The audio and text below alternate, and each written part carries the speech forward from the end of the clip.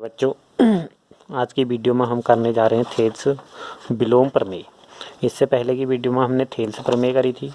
एक बार और देख लेते हैं थेल्स प्रमेय थी क्या। थेल्स प्रमेय ये थी कि यदि हमारे पास कोई त्रिभुज है, एक त्रिभुज ABC है, यदि हम इसमें एक भुजा के समांतर कोई रेखा खींचें, जैसे BC के समांतर हमने एक रेखा खींच दी ये, ठीक है। अब ये रेखा इस त्रिभुज की बाकी दो भुजाओं को, इन दो भुजाओं को D और E पर काट रही है। अब जब D और E पर काट रही है तो क्या होगा, AD अनुपात DB बराबर AE अनुपात EC होगा। AD बट्टा DB बराबर AE अपॉन EC। ये था थेल्स प्रमेय, यानी कि किसी त्रिभुज में यदि किसी रेखा के समांतर कोई रेखा खींची जाए तो वह शेष दो भुजाओं को बराबर अनुपात में विभाजित करती है। ये तो थी थेल्स प्रमेय। थेल्स विलोम प्रमेय क्या होगी? थेल्स विलोम प्रमेय ये है कि यदि किसी त्रिभुज में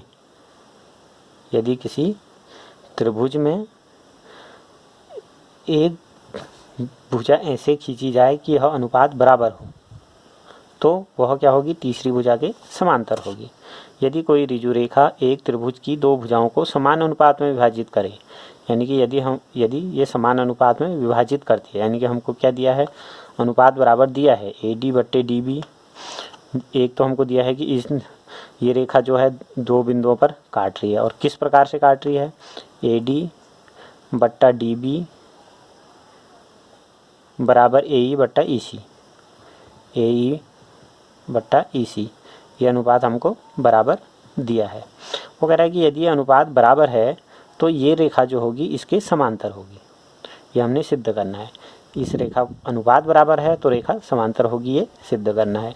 थेल्स प्रमेय में क्या था, समांतर है तो अनुपात बराबर होगा। ये तो था थेल्स प्रमेय में, समांतर है तो अनुपात बराबर होगा। ये कहती है थेल्स प्रमेय।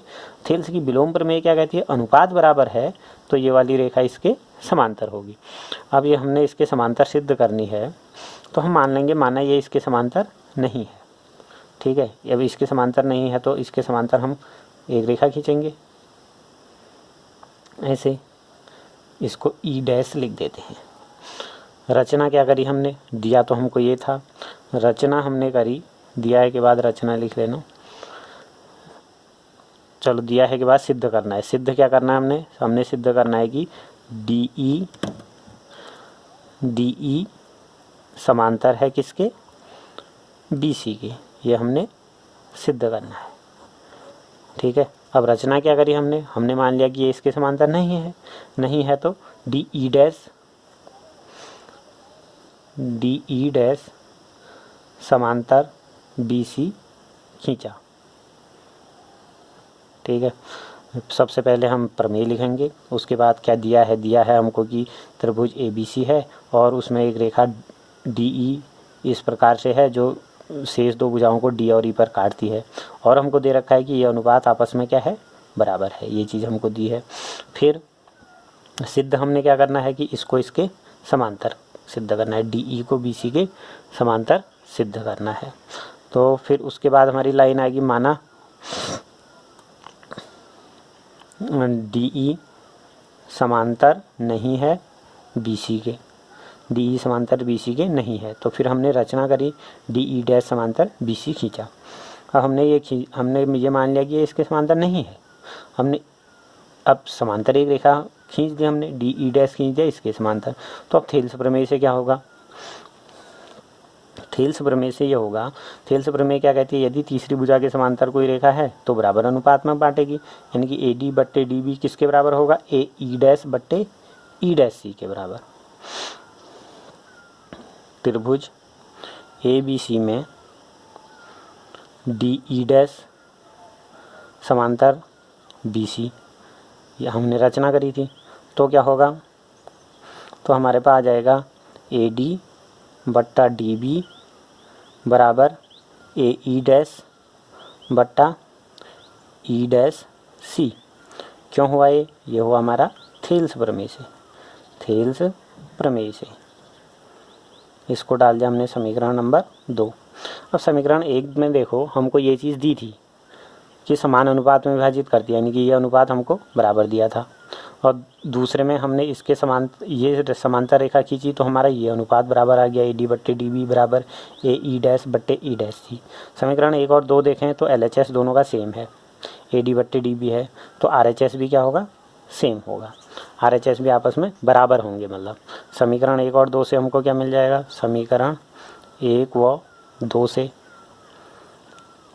1 और 2 से हमको मिल गया AE बट्टा EC बराबर AE डैश बट्टा E डैश C।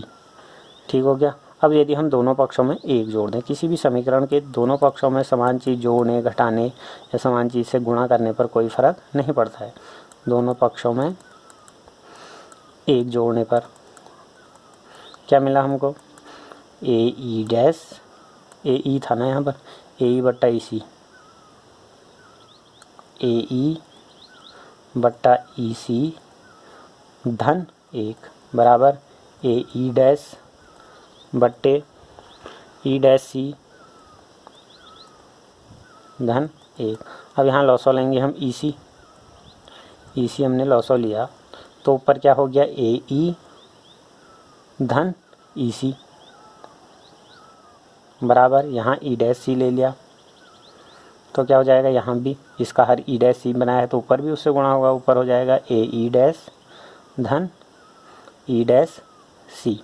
अब हम चित्र में देखें AE धन EC आ रहा है पहले वाले के आंसर में, AE धन EC क्या बन गया हमारा, AC, यानी कि इसको हम AC लिख सकते हैं, AC बट्टा EC बराबर यहाँ क्या बना, AE डैश, यहाँ देखो AE डैश धन E डैश C कह रहा है, यानी कि पूरा क्या बन गया, AC बन गया। तो इसको भी हम क्या लिख सकते हैं, AC बट्टा E डैश C। अब दोनों का आंसर समान है तो तुलना करेंगे तो EC बराबर क्या आ जाएगा, E डैश C, EC बराबर E डैश C। अब EC बराबर E डैश C, चित्र देखो, EC बराबर E डैश C, ये बराबर हो सकता है, अभी तो चित्र में तो नहीं दिख रहा है परंतु हो सकता है। कब हो सकता है, जब E और E डैश एक ही बिंदु पर हो, माना ये E और E डैश यहाँ पर आ गए, यहीं पर E है और यही बिंदु E डैश है, तब अपने आप ही दोनों क्या हो जाएंगे, बराबर हो जाएंगे। यानी कि यह तभी संभव है जब E और E डैश क्या हों, समपाती हों, जब क्या हों, E और E डैश समपाती हों। तो अतः क्या है, E व E डैश क्या हैं, समपाती हैं। समपाती है मतलब एक ही बिंदु है। जब E और E डैश एक ही बिंदु है तो इसका मतलब ये क्या था, समांतर खींची थी हमने, तो इसका मतलब जब ये इसके वहाँ पर आ गया तो इसका मतलब ये भी क्या हो जाएगा, समांतर हो जाएगा। दोनों एक ही बिंदु है, कह रहा है एक ही बिंदु है तो ये समांतर है तो ये भी क्या होगा, समांतर होगा। अतः